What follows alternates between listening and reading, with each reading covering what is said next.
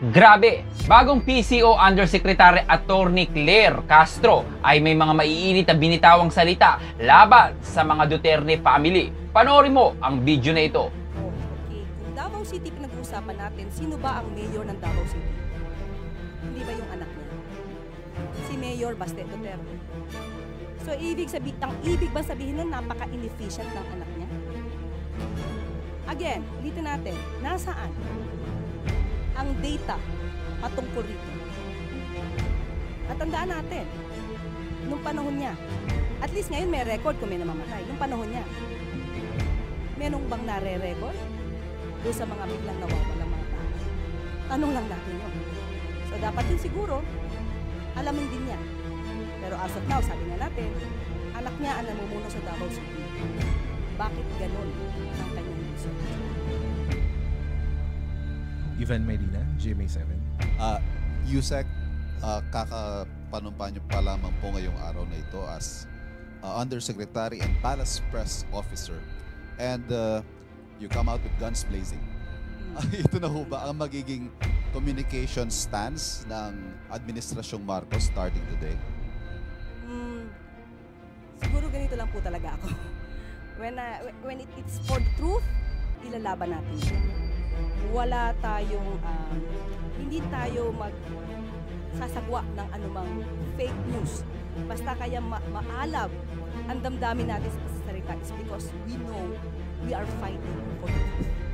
Do you think it has come to a point that the administration needs to take this firmer stance against fake news because it has already gone to worrisome levels? Yes, we have to fight for that. We have to fight against fake news. Otherwise, yung mga tao na naniniwala sa kanila, maiiba ang isip nila. Maiiba ang diskarte nila. It is our obligation, especially tayo, mga taga-media. Dapat natin iparating sa taong bayan ano ba ang katotohanan. Iwasan natin yung mga intriga na walang basehan. As of now, kasi puro intriga eh. Puro intriga ang pinapasok sa utak natin. At nakakasira ito sa bansa, sa ekonomiya. Hindi po ba? Thank you. Maricel Halili, News 5. Hi ma'am, good afternoon once again. Ma'am, just so mas maintindihan po namin yung mandate ninyo. Are you also considered as the presidential spokesperson? I am not a spokesperson because the president will be speaking for himself. Okay, ang mandato ko is to explain, to expound, anuman ang pronouncements, direktiba ng palasyo. And move it. But I will not consider myself as a spokesperson. Ano ba ang difference ng press officer sa spokesperson and press brief? Okay. May mga pagkakataon po kasi na kapag magkakaroon po kasi, if I'm not mistaken, magkakaroon mismo ang Pangulo ng once a month na press con. So, siya po talaga yung kung ano man yung kanya naisabihin, sa kanya po manggagaling. Ako is more on the pag-explain, pag-expound, at kung may konting gap, kung tayo papasok. Ma'am, sorry, but of course, whatever you tell us in press briefings would have to have the authority of the President. Of course, yes sir. I think we don't have any more questions, Yusek. At this is where we end our press briefing for this afternoon. Thank you very much, Yusek Castro. Thank you po. Good afternoon. First day talaga.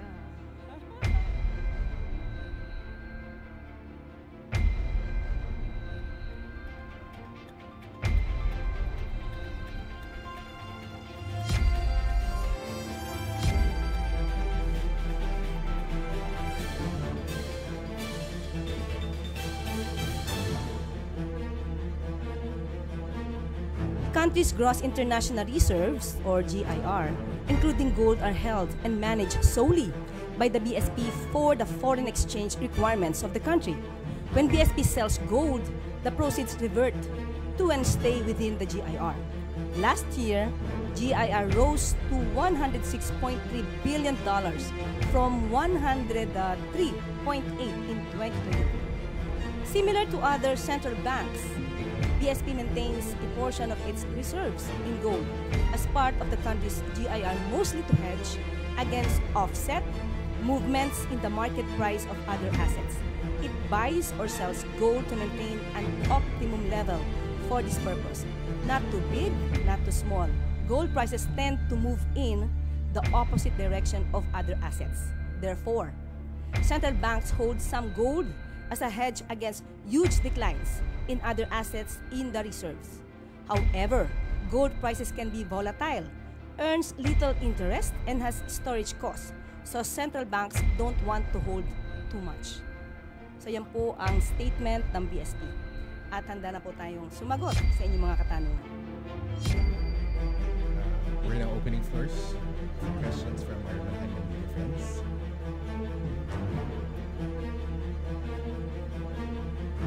First question, Maricel Halil. News 5.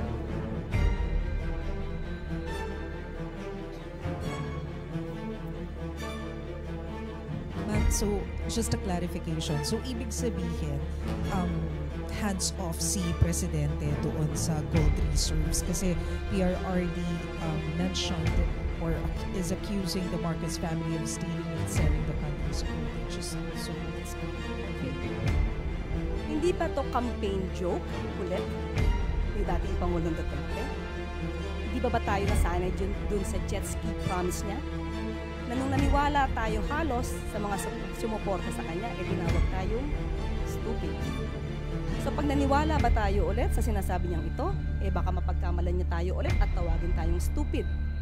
But anyway, we will take this seriously para naman hindi magkaroon ng fake news, lalo na doon sa mga taong nakikinig sa kanya at maaaring naniniwala pa.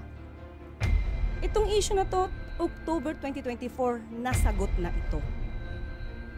Ang nagtataka lang ako, bakit paulit-ulit na binibring up ni dating Pangulong Duterte?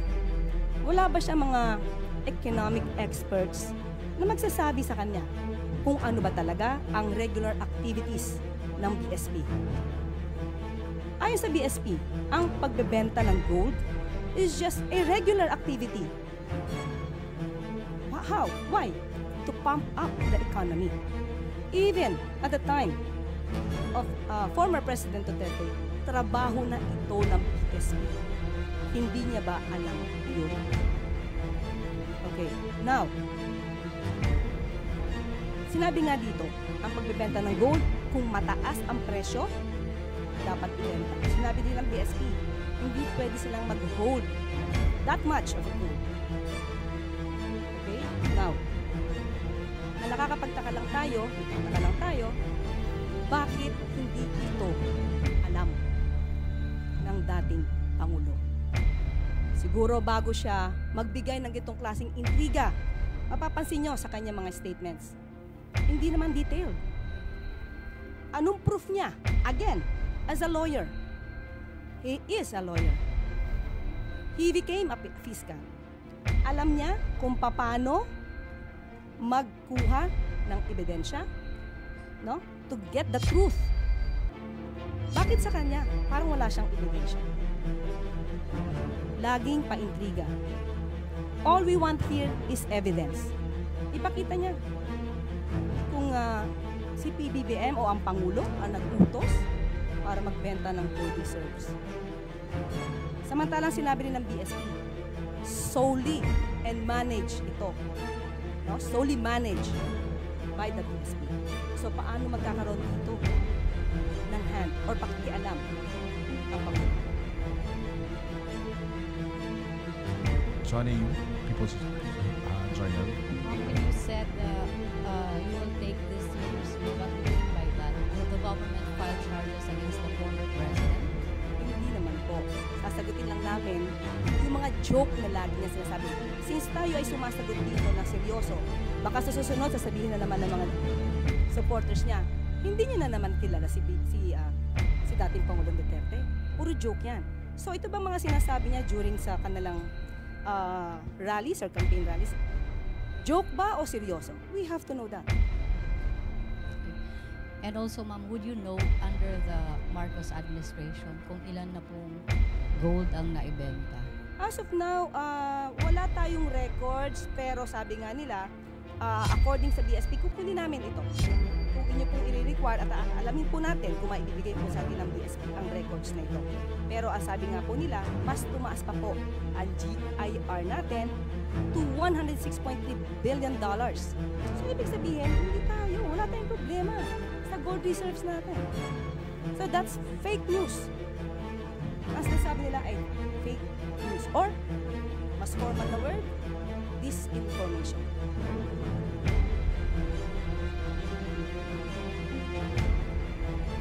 Next question, please. Still have questions from our friends. Pierre Duchenes, ABS-CBN. Hi ma'am, good afternoon. Ma'am, in responding sa sagot nyo kanina regarding yung naunang statement ni dating Pangulong Duterte, si former Chief Presidential Legal Counsel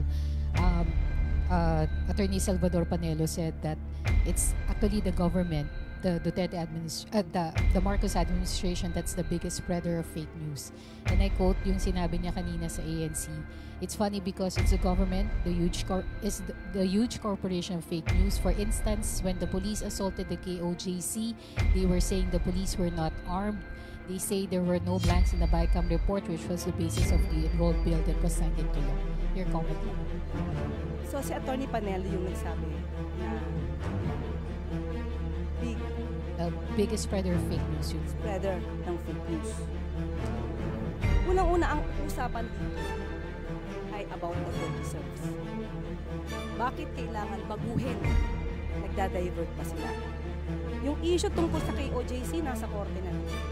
Kung meron mang kasuhan dito, sa korte ito.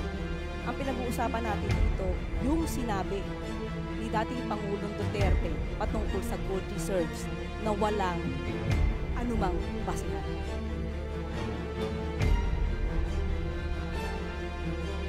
Thank you, Sec. We have more questions from UTC. Dave Padilla, PTV4. Good afternoon po, Attorney.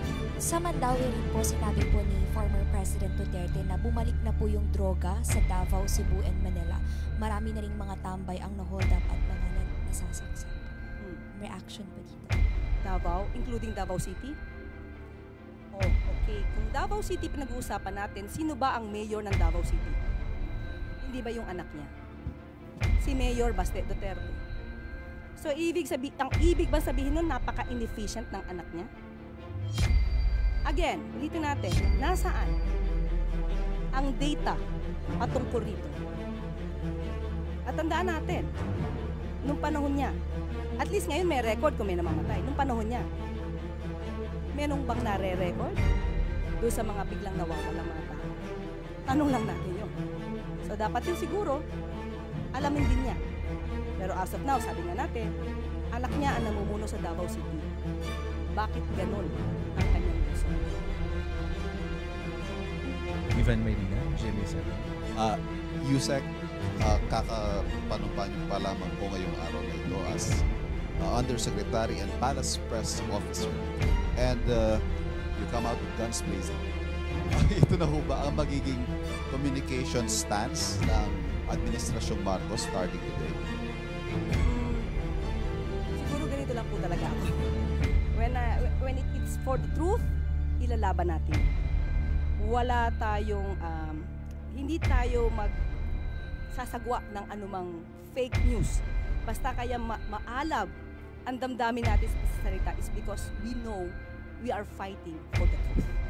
Do you think it has come to a point that the administration needs to take this, firmer stance against fake news because it has already gone to worrisome levels?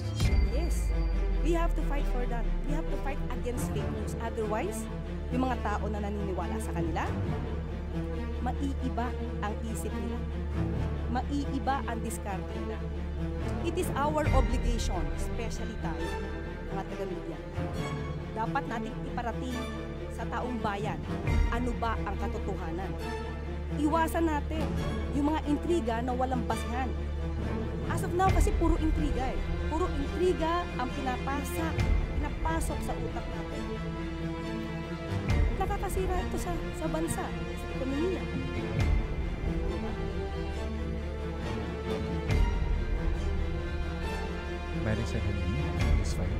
Hi, ma'am. Good afternoon once again. Ma'am, just so mas maintindihan po namin ang mandate ninyo. Are you also considered as the presidential spokesperson? I am not a spokesperson because the president will be speaking for himself.